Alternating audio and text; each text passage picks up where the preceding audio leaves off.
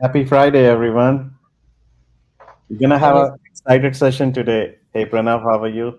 I'm good, Dave. How are you? How's everyone doing? Okay, so let's get started. Today we have a jam-packed, demo-heavy session for you, and we are really excited for you. Before I start the session, I wanna add a background. Let's talk about why we are doing this.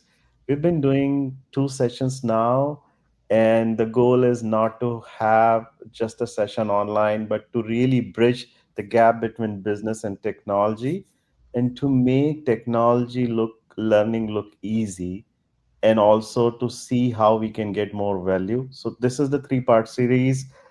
We would appreciate your feedback and comment, and to see what would you like to see in future.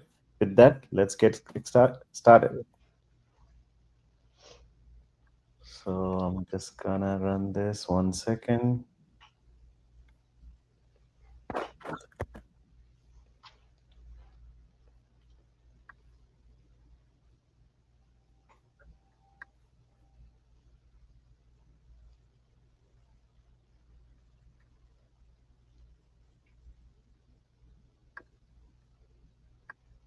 Can you see it, Pranav? Yeah, I can see this.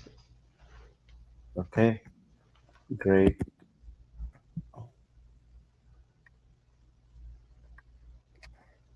Okay, so as I said, this is the three-part series on AI and using low code, no code, and pro code solution. This has a lot more coding techniques. It's still an intermediate level, not an advanced level. And we can have subsequent sessions if certain things you like to dive deeper.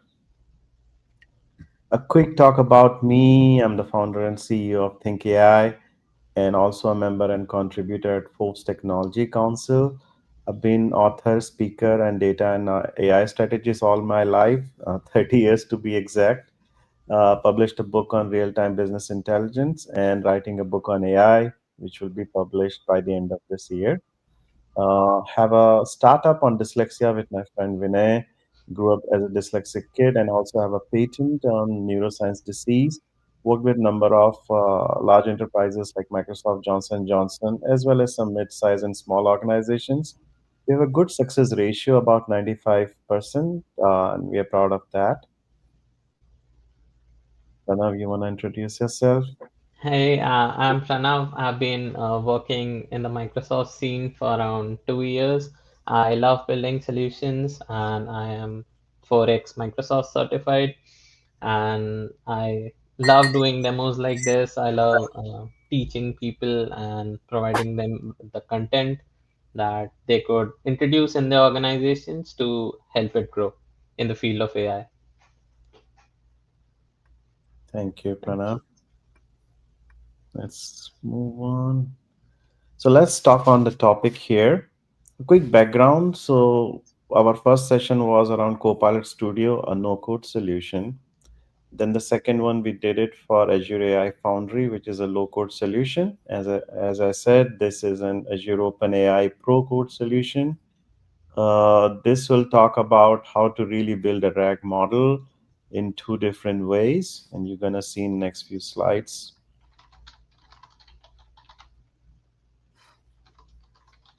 Okay.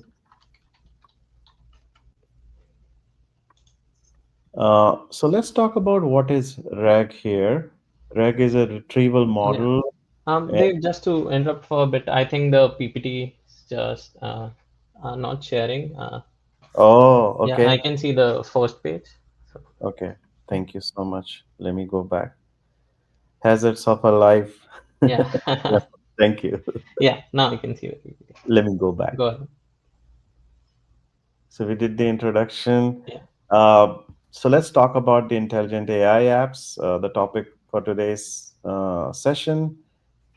Quick background, we talked about no code, low code solutions already, and now we're going to talk about the pro code Azure Open AI solution. It is okay now, Pranav? yeah. Thank you. So let's quickly talk about what is RAG. It's a retrieval augmented model. And what that means is you can retrieve data from your internal sources, even external sources. There are two possible ways, there are more, which is structured data and unstructured data, and our demo is around this. uh, it will consume LLM to do this, and you can ask questions in a natural language, and then the answer can be provided in a natural language. It could be audio, visual, or texture. The quick question is why RAG?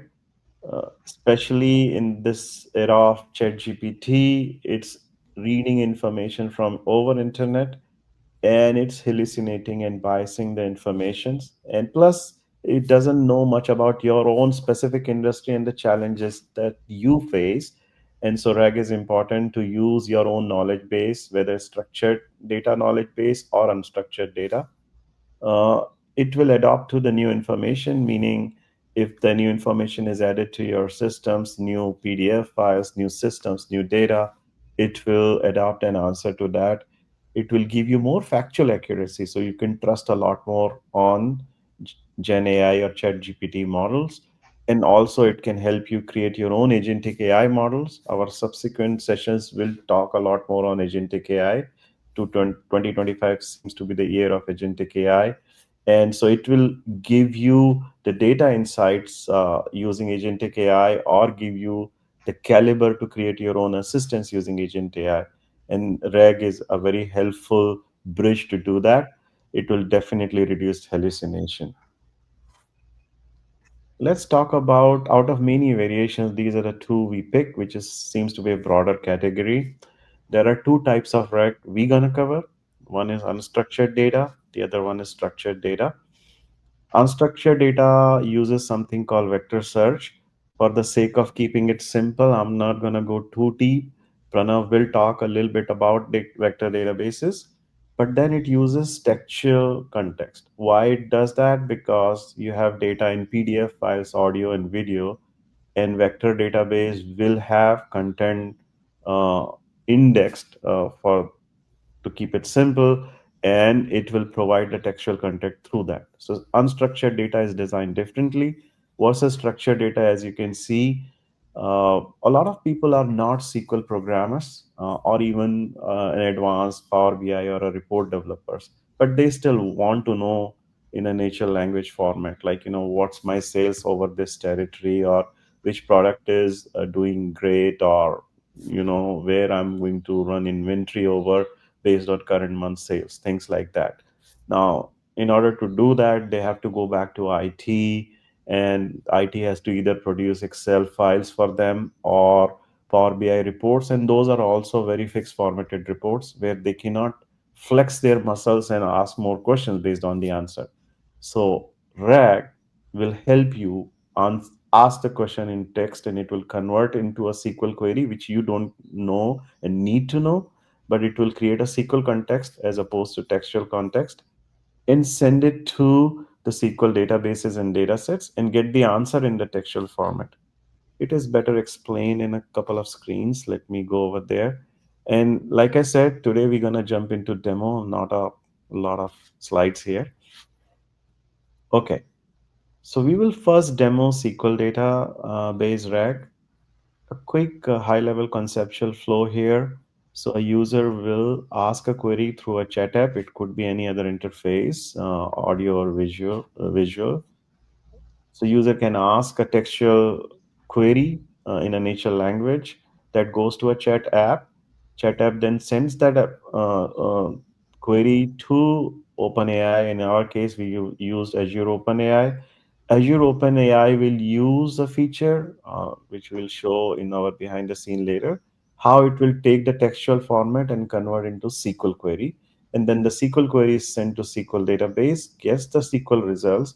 Then we have prompts to convert the SQL results into a much more formatted response. So that's a high level conceptual flow.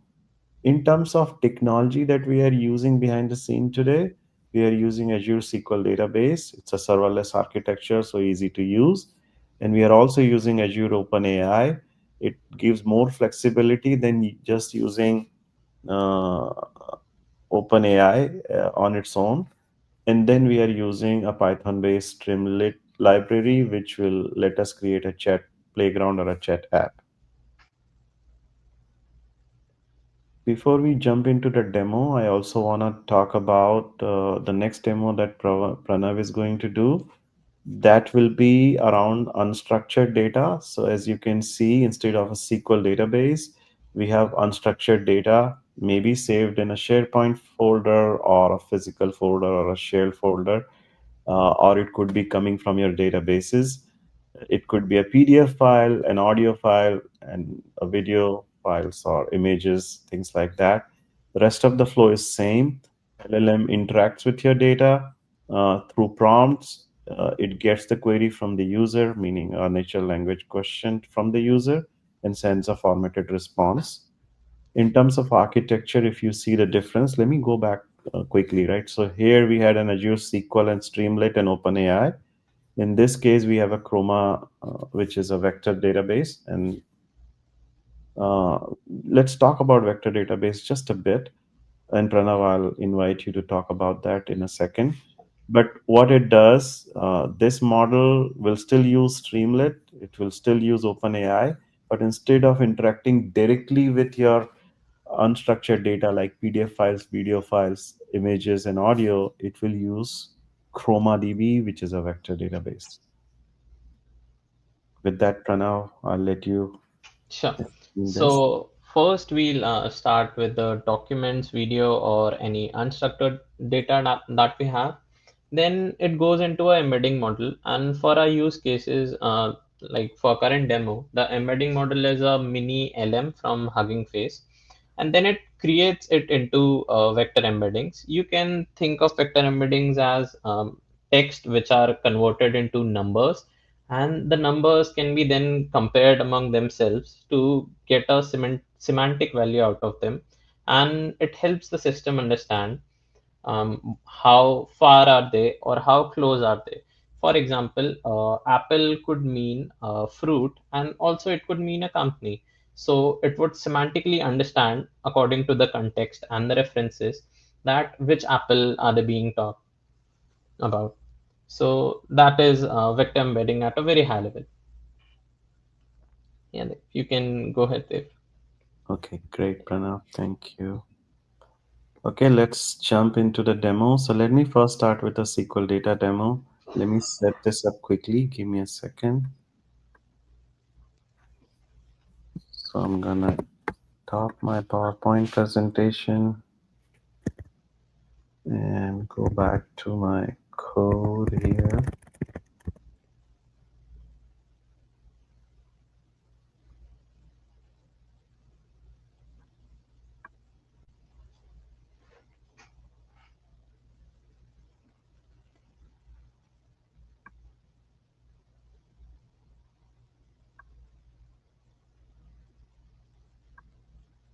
Pranav, I think I'm having this demo issues. How about you do your demo first and then Sure, I'll sure, come back to sure, this. sure, that. So So let me I'll, share your screen. yeah. 1 second.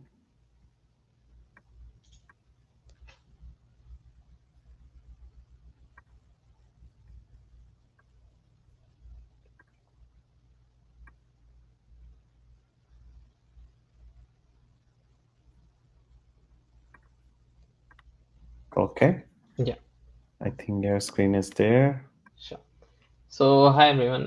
Thank you so much for joining. And now I am going to walk you through a product that we have built. It's called File Query. It's an AI assistant that lets you ask questions about PDFs and videos, just like you would with a person. Whether it's training materials, onboarding sessions, lectures, or product demos, we are surrounded by static content. And what we want is smart, interactive, and conversational access to that content. File Query gives us that. For today's session, I'll do a full live demo and show you how it works under the hood. And we'll compare the answers to what's actually in the source files. Then we'll jump into the code and see how it's built. Also, for a quick note, the content I'm using today comes from QSC, one of our clients, but everything shown here is publicly available and we are using it only for the demo purposes. So let's jump in. I'll start my Streamlit user interface. I'll get back to it later to help you understand what Streamlit is.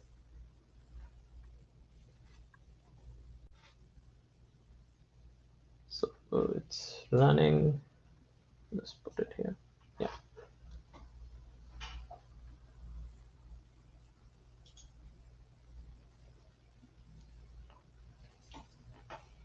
we'll wait for the Streamlit to run.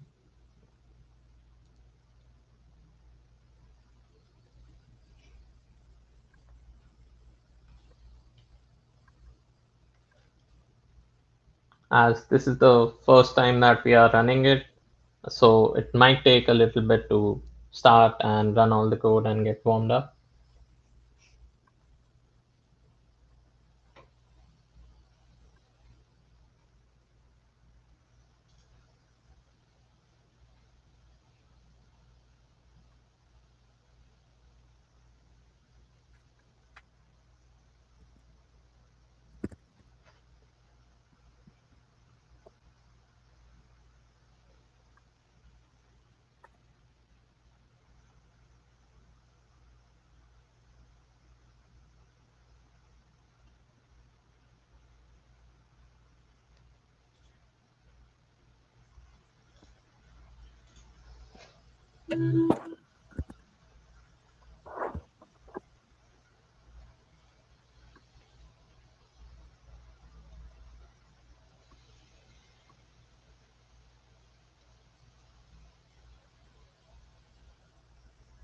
Yeah, so it actually started. So this is our interface for our app file query, and you can ask your PDF and videos and get the answers instantly. I'll start the live demo. I'll upload a file. This is the QSC training material, which can be found on YouTube. And then they also have a guide for all the different courses that they have to offer. So when I press the process data, it transcribes the video and it parses the PDF and converts it both into searchable vector embeddings, like we showed in the diagram previously. This will all get converted to numbers and then it would be stored in the Chroma database. So I have pressed the process data.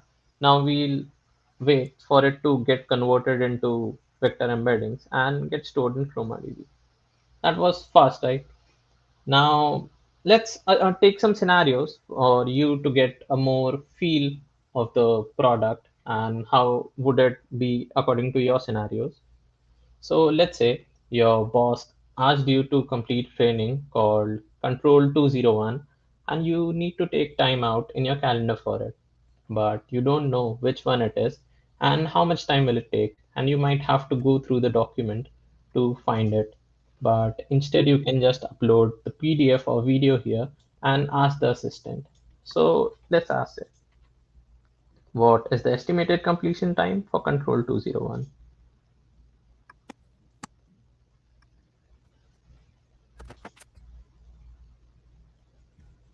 Yeah. So as you can see, the estimated completion time for Control 201 is 16 hours, and it also is available as a live webinar. And when we go back into the PDF, you can see that QSys level 2 training, the Control 201, the estimated time for is 16 hours, and it's also available as live webinar. So it was correct.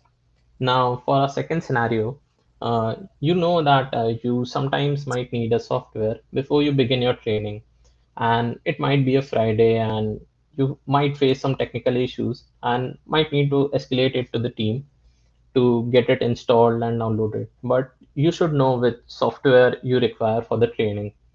So you might have to go through a video to understand what the training is about and complete all the prerequisites. But instead, you can ask the assistant and just say, what tool do I need to complete the training? And it will provide you with the answer. So it says to complete the training, you need the latest version of QSys Designer software. And we can confirm this in the video. this was the video that was provided for the learning material. And as you can see, it was the QSys design software. I'll zoom it a bit for you. Yeah. So it was this software that was needed to complete the training. Now you can send it to the technical person who is responsible for adding the softwares and providing all those things, because now you know which software you want to use for the training. And maybe after this you might think that whether the certification is for you or not, or what are or who are the respective people whom for whom the certification is made for, or who the course is intended for. And your boss might have assigned you a course and it might not be for you. So you can, instead of going through the 15-page document or watching hours of videos and at the end getting the result that the course was not meant for you, you can just ask it the question that who is the course intended for, and it will provide you all the details. So you might not be a control programmer, and you might be just a vibe coder in that case. So it might not be for you, and you can tell your boss with actual details that this course is not for you and you might need something else. But for all these questions, query our file query has to offer something. It's giving some answers, and like all the LLMs, it can hallucinate at sometimes. So let's ask it something which it actually does not know. So let's ask something like, are snacks offered as part of the course? And as you know, it's an online course, so they would not be, but as it's not mentioned in the document specifically, so it will go through all the documents. Um, oh, I think it stopped. I'll just run it again. These are some hazards of doing things live, right? It's the demo demons which comes through. Yeah.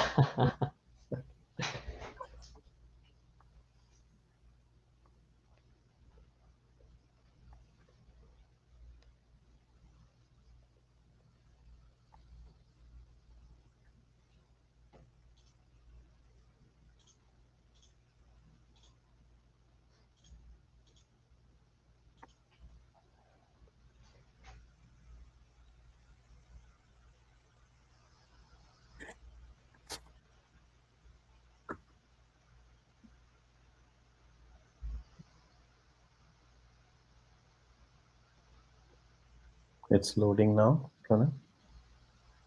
Yeah, it's processing the data right now, and then I'll add the question again. Sure. Yeah. So yeah, and as I mentioned, the specifically it is not added in the document or somewhere that if snacks are offered as part of the course. So it'll just say I don't know for it. And so the model isn't hallucinating, and it's grounded in our own files. And this is the power of retrieval augmented generation, or RAG. Now I'll go into the code and help you explain how it was made. So first, let's go on to the structure of all the documents. I'll try to zoom in a bit.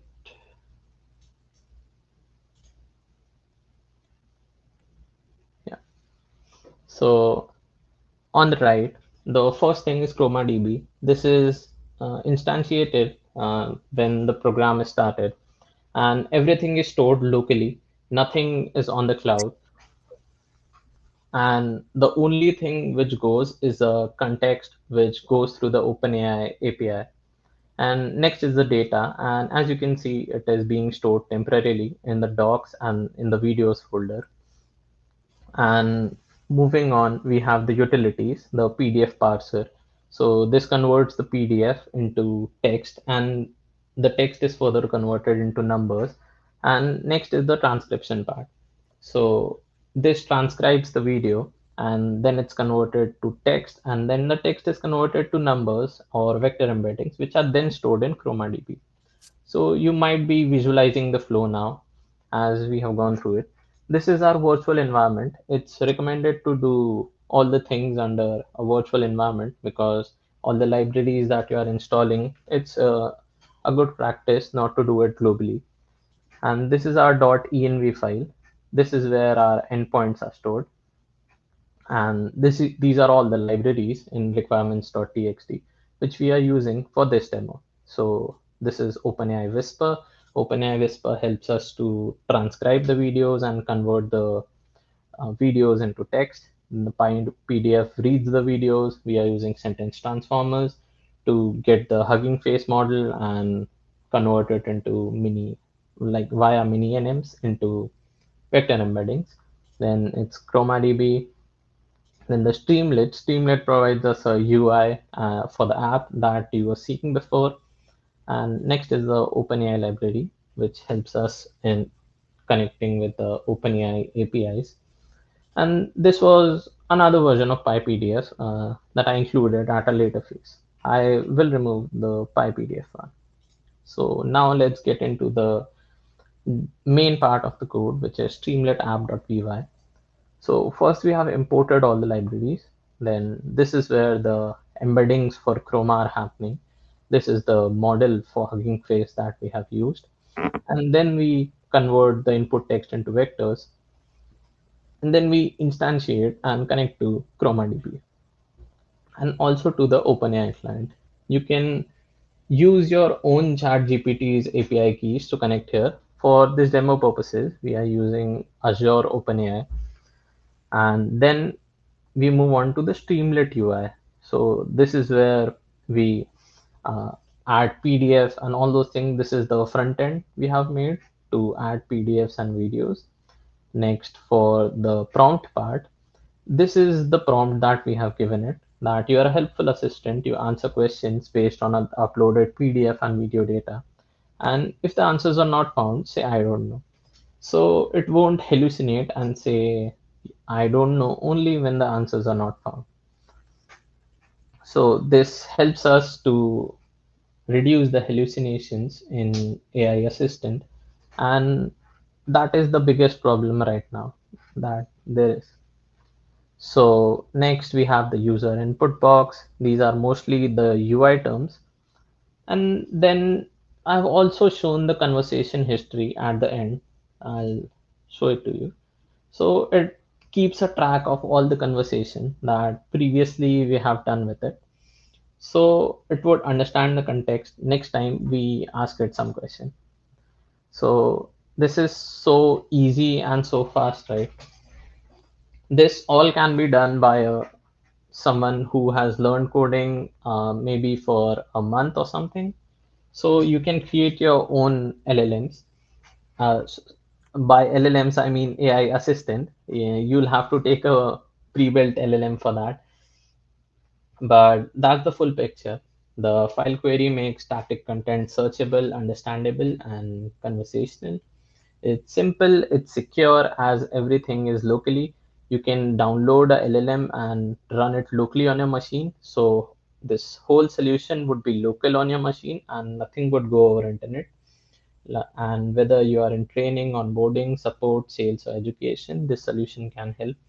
Learning and development teams can turn long training videos into searchable assistants. HR teams can make onboarding guides and welcome sessions instantly accessible. So customer support can upload FAQs, how-to videos, and guides to help agent get instant answers. Field technicians can ask questions about installation manuals. So you might have a company and your customers might be needing installations manual, and it would be value and beneficial for them if they are given an assistant which would answer any of their queries which are specific to your product. And educators and students can turn the lecture recordings and textbooks into dynamic learning tools, and sales representatives can quickly extract product details from pitch decks and demo recordings. So, summarizing everything, if you ever had to dig through a document, rewind a video of it for someone to get a simple answer, this is for you. And thank you. And I love to take your questions or hear how you use file query in the outside world or in your organization. Thank you. Thank you, Pranav. This is great presentation. And I would encourage, I know there will be a few people joining now, but we have seen generally people log in and look at the recording. So when you look at the recording and if you need to have some samples, please comment back and Pranav and I can provide you the samples that we created. It's fairly simple and we can still walk you through and happy to connect for 15 or 30 minutes to show how you can set this up on your computers and run it and do your own use cases. Yeah. With that, Pranav, I'm gonna take over Yeah. and I'm able to make my code work while we are doing it. And this is the power of AI also, where we can make things work fairly quickly. One of the sessions we should do it when we get into problems. How do we really fix it quickly? Okay, so I will share my screen 1 second.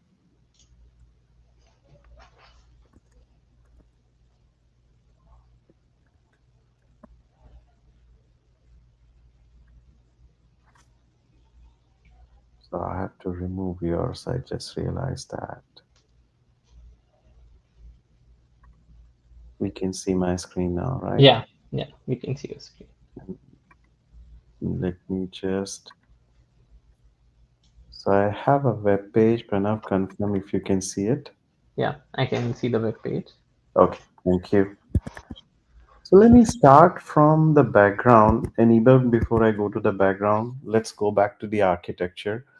So just to connect the thoughts and dots back, Pranav demoed the SQL. Well, I'm calling it SQL, but it's really the unstructured data. This one, right? The unstructured Yeah. data demo using ChromaDB. What I'm about to show is a demo which doesn't require a vector database, where we can query directly to Azure SQL database, show the content through the Streamlit, and send the prompts through OpenAI. So it's pretty interesting. And the reason why I'm doing this demo, a lot of organizations have their SQL databases, MySQL, Postgres, Oracle, EBS, SAP, you name it, they have data sitting in their SQL databases, and then they need SQL coders or report writers to get the data. And this all makes it very easy to do this. Another disclaimer, this whole code that I created, I just created the code through AI, ChatGPT type of platforms. It was somewhat difficult, and we would do one of the sessions on how to build your code so quickly without having to learn so many of these technologies, but to know your use cases. So with that, I'm gonna go back to the my first thing. So what we did in this particular case, we used well, see this. Let me refresh it one more time. Okay. So for some reason, it decided not to connect anymore. But what I was about to show is we've used an internet sample called Chinook DB, which is for musicians, and it captures their track, album, artists, and other information. And you can see we have to write complex queries to get this data. So that's what I wanted to show you. Let's look at the code, and I will do behind the scene later. So I have this visual code set up where I've written this code to get to this page. So this is the page coming from that Python code that I just showed you, and it's connecting to a SQL database. So I already got started with some examples to save me from embarrassment of not this not working. So an example, list the top 5 tracks by AC/DC. Now if I go back to SQL, I have to write a query like that to get that data. All right. Here I just have to say list the top 5 tracks by AC/DC. AC/DC is the composer, and tracks are the albums. Sorry, tracks are the songs. and it quickly listed those. It even showed what query it created. So the interesting part here is the OpenAI came to the rescue. It took the textual prompt, converted this into a SQL query like this one, and you need to know SQL query to understand how complex this could become. This is simpler for right now. And then it returns the results. Right here, it's returning the result in JSON array so that I can display. And it also explaining what is their genre and things like that. So then I asked another question where I'm saying list the top 5 tracks by AC/DC and also show their albums. So if you note, I only have track names in here. Now I also have the album names. For some reason, it's not showing the query here, but let me show you. So in order to get the album name, I need to join these two tables. So I need to know what an inner join is. I need to know where it will connect from the track table to the album table. I need to know how it will join the artist table and get all the information that I need. Very complex, right? Here, I just had to say list the top 5 tracks by AC/DC and show their album, and I got my answer without having to worry about the SQL queries and things like that. So this is pretty simple. Now, how do we do this? So for that, and I hope my code will still run, I created a Jupyter notebook. Let's look at that and let's run that.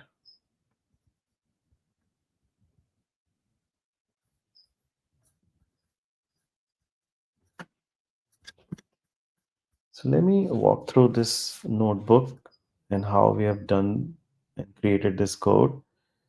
So this is that SQL rag demo. We already know we are using a Azure SQL database, which is right here.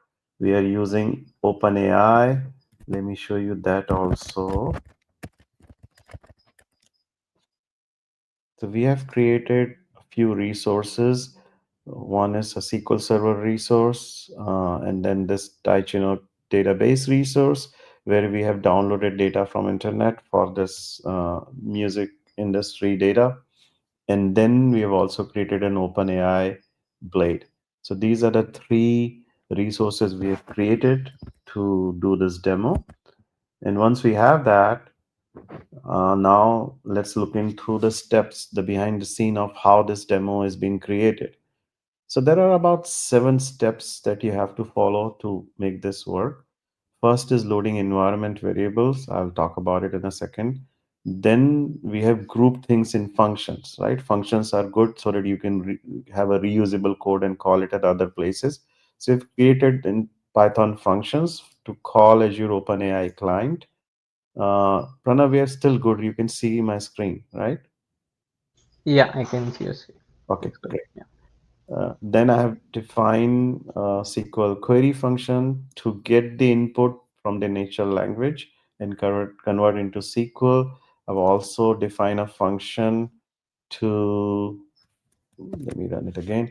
I've defined a function to first do text to SQL conversion, meaning get the prompt from the user, convert into SQL, send it to the SQL query, and then execute the SQL query on Azure SQL, get the results from there, summarize the results, and then I have an example to show all this here in this workbook.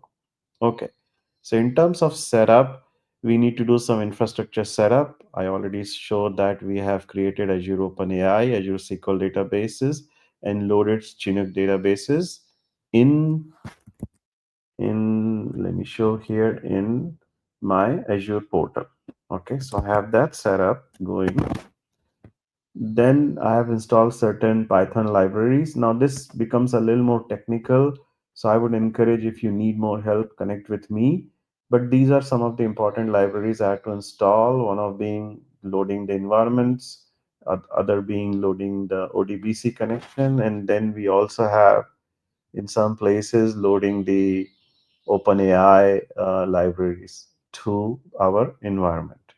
Once we have the prerequisites set up, infrastructure set up, environment is loaded, data is loaded, we load the environment variables. Now the question is, why do you need environment variables? It's like a config file.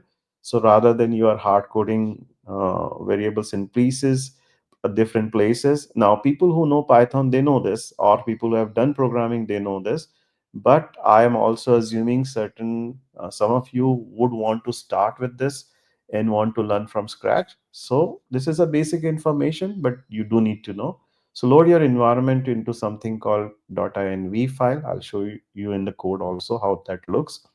So you load that, you load all the variables through that inv file, from your OpenAI connection to your endpoints to your deployment. In our case, the deployment model was ChatGPT 4.0, your OpenAI version, API version, and your SQL connection string.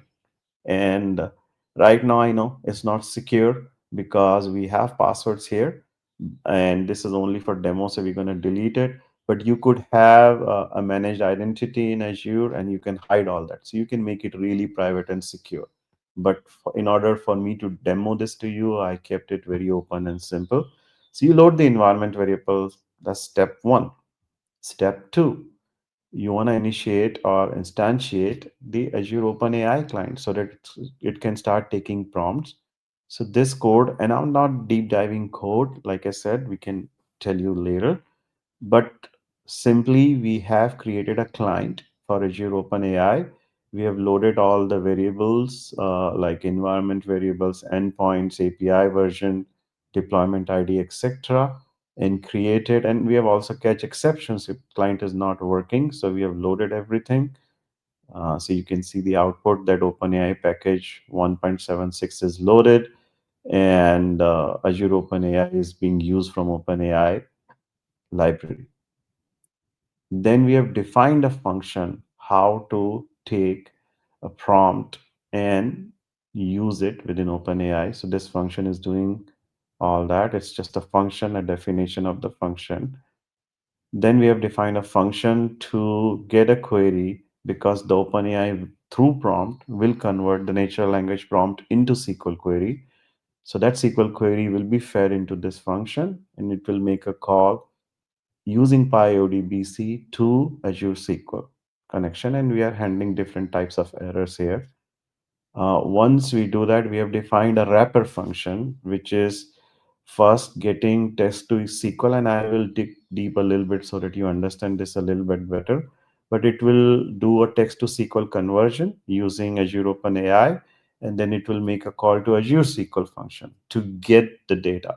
So there are two different things are happening, right? One is a prompt, an intelligent prompt taking natural language question and converting into SQL, and second is plugged into that to get the data from SQL database. Fair? Okay. Now let's take a look at the prompt that we are sending. So if you see this prompt, it's saying you're a SQL expert for the Chinook Music DB. In this case, I've already trained my Azure OpenAI model to know what Chinook Music database looks like, what are the joins. So I've just provided the schema and those details to my Azure OpenAI model. Now, in your case, if you are not an IT user and if you want to build this, I would recommend you talk to one of your SQL developer and ask them to give you the schema and some of the rules of that schema in a natural language sentences, like artist join with album on album ID and things like that. So once you have that, you can train your model. Once you train your model with your local data, then you can write queries. In my case, I'm restricting it to top five so that I don't use too many tokens. Otherwise, I'll run out of my allocation quota on my Azure OpenAI. So we have this natural language syntax where we are saying always include top five in your select statement. Respond only with JSON object with two keys. Don't ask me why two keys right now. I can explain you later. And then it will send that, it will create a SQL command, and that can be sent over. So that particular prompt is the magic sauce. It will convert your textual information it will use the learning that we have provided for Chinook Music database and convert into a SQL query. That's all happening here. And this is where we are making a call to generate the SQL. We are using about 300 tokens as the max to keep the limit.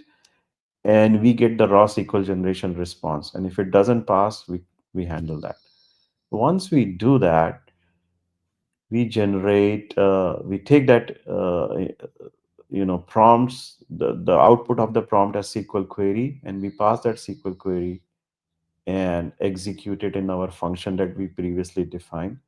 So we generate the SQL from natural language, then we pass it on. We get the results like that, and then we summarize the results using this function. Now you can format this in any way. Right now we have formatted in a tabular format, and you can write your own prompts here. So we have said you are a concise assistant, so you don't do too many fancy things, but just explain results. So that's how we are summarizing it, but you can change your prompt to anything that you like. And once we have that, the example that you saw on a previous screen here, which is now expired, uh, where an application is taking a prompt, we have done this here in behind the scenes. So we have passed a hard-coded prompt here, list 5 tracks by AC/DC with album. And as you can see, it is showing the SQL query. It's showing the generated SQL through that, and then also it's showing the exact results. And then it's giving a concise summary. What does this means, right? So it's talking about the album about to rock, we salute you, and those tracks related to that. So it's pretty cool.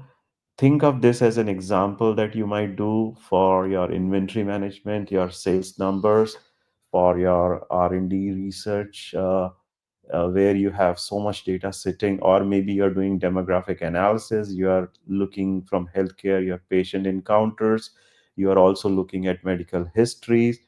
All those can be done through a chatbot prompt for your own organization data, and it can be built very easily. Now, obviously, there are nuances to this. What are those? Even RAG model hallucinates, believe it or not. So that requires more fine tuning. The other problem we face is, let's say you have an ERP databases where you want to query Oracle, EBS, SAP. Their table names are cryptic in nature, and their metadata sits somewhere else. So that requires some extra training, that requires some fine tuning of these models, which makes this thing as an advanced rack. And in future, we're gonna do an advanced rack session mainly for the people who understand this a little bit better, who has a better understanding of SQL databases. So look for it, watch out for it. And this concludes my demo. Hopefully you liked it. 1 second.